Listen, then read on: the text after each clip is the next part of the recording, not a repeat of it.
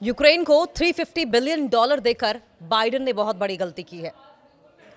सवाल यह है कि अमेरिका जब रशिया यूक्रेन युद्ध की शुरुआत हुई थी तब से ही लगातार यूक्रेन के फेवर में खड़ा रहा है, चाहे लॉजिस्टिक्स की बात कर ले, आर्टिलरी की बात कर ले, आर्मामेंट्स की बात कर ले, रसद सामग्री की बात कर ले या फिर पैसे से।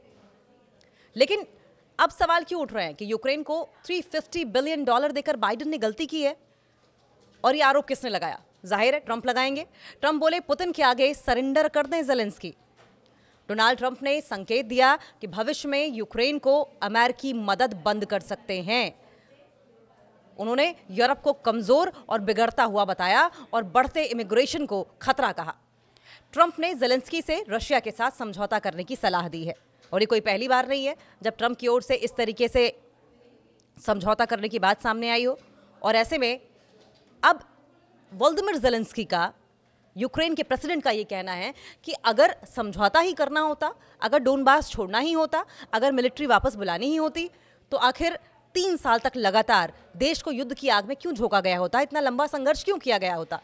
लेकिन ट्रंप लगातार वोलोदिमिर ज़ेलेंस्की पर दबाव बना रहे हैं। आपको याद होगा एक फुटेज सामने आई थी जब जेडी वैंस के साथ साथ डोनाल्ड ट्रंप और वोलोदिमिर ज़ेलेंस्की मीटिंग कर रहे थे और उस वक्त जमकर बहस हुई थी और खूब खरी खोटी न सिर्फ जेडी वैंस की ओर से बल्कि डोनाल्ड ट्रंप की ओर से वोलोदिमिर ज़ेलेंस्की को सुनाई गई थी।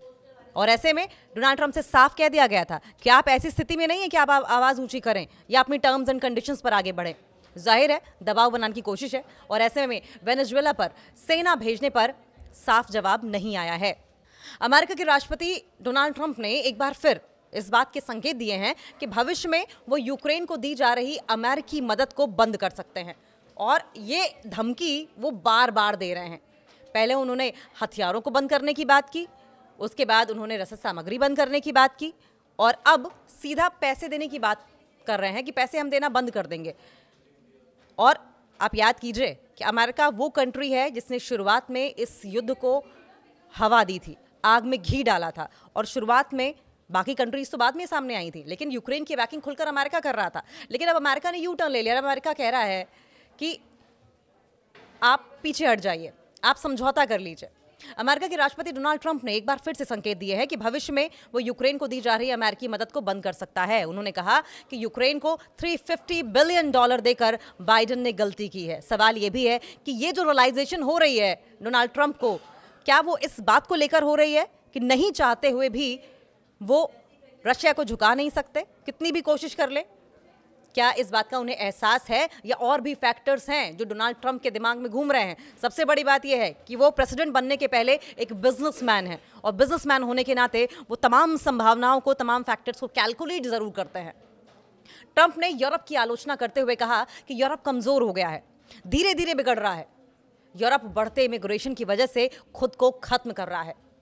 ट्रंप ने ये बातें एक इंटरव्यू में कही हैं। सवाल ये भी है कि बढ़ते इमिग्रेशन का यूक्रेन वॉर से क्या लेना देना, बढ़ते इमिग्रेशन का वोलोदिमिर ज़ेलेंस्की पर दबाव बनाने से क्या लेना देना।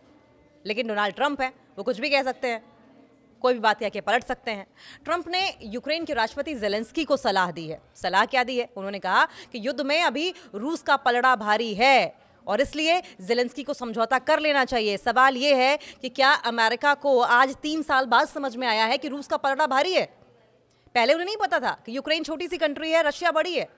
उन्हें नहीं पता था कि डिफेंस के मामले में, डिफेंस मिलिट्री के मामले में पुतिन का रशिया हर तरीके से भारी है यूक्रेन पर। जब आग में घी डाल रहे थे, अमेरिका घी डाल रहा था, तब क्या अमेरिका को ये बात समझ में नहीं आई थी? और आज 3 सालों के बाद न जाने ऐसा क्या हो गया कि समझौते की बात करने लगे, ये समझाने लगे यूक्रेन को कि उनका पलड़ा भारी है, आप झुक जाएं।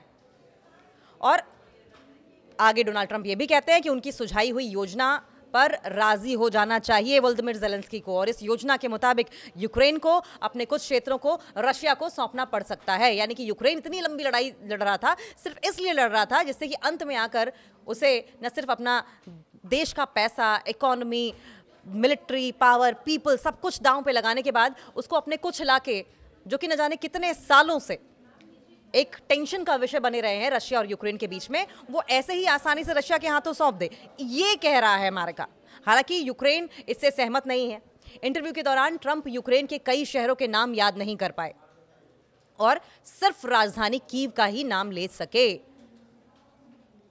डोनाल्ड ट्रंप सिंगल पॉइंट एजेंडे पर काम कर रहे हैं। अगर उन्हें फैक्ट्स नहीं पता है, फैक्ट्स कोट करने में वो नाकाम हो रहे हैं, तो जाहिर है कि उन्होंने अपना सिंगल पॉइंट एजेंडा बना लिया है, यूक्रेन को झुकाना।